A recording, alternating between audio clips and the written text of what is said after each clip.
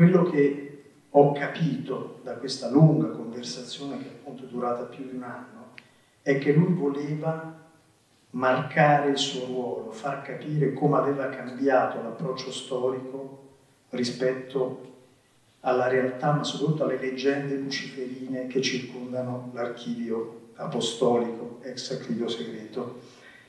Devo dire, una delle cose più interessanti è stata percorrere con lui questo passaggio della Chiesa da una visione molto eurocentrica del mondo ad una visione che all'inizio del Novecento si è spostata su un piano diverso, più globale.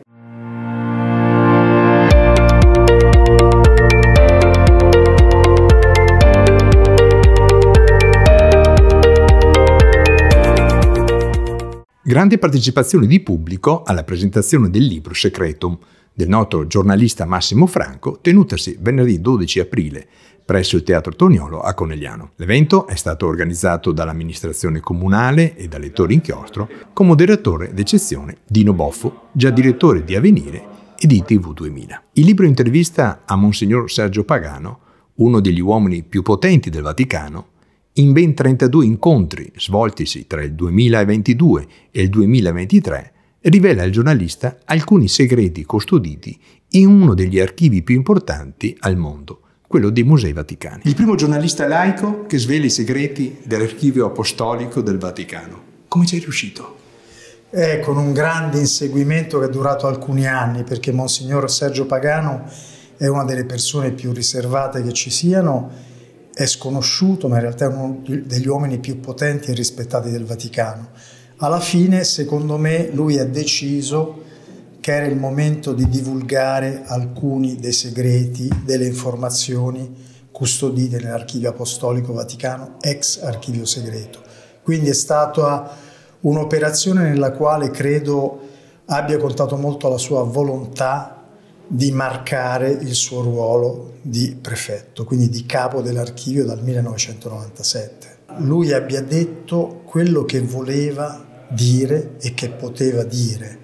Non è una persona alla quale si possano strappare delle rivelazioni delle quali lui non voglia essere protagonista. Credo che abbia capito che il fatto di portarmi nel cosiddetto bunker, che è questo sotterraneo vaticano a 2 piani, lungo 86 km, che è sotto Piazza della Pigna, che è quella che affianca i Musei Vaticani, fosse qualcosa che faceva capire che non c'erano misteri luciferini da proteggere, ma che c'erano informazioni che fornivano una versione più completa, magari spiazzante, della storia rispetto a quella conosciuta. È ancora la bussola della vita politica italiana? No, io credo che il Vaticano sia stato l'elemento permanente della politica italiana fino a quando c'è stata la Guerra Fredda. Dopo la Guerra Fredda, secondo me, il suo potere elettorale si è dissolto di fatto e il suo potere dal punto di vista morale è stato intaccato soprattutto dagli scandali della pedofilia, ma anche su alcune vicende finanziarie. Credo che oggi la sua autorevolezza sia diminuita, in qualche modo vive la stessa crisi che vive l'Occidente in questa fase di transizione.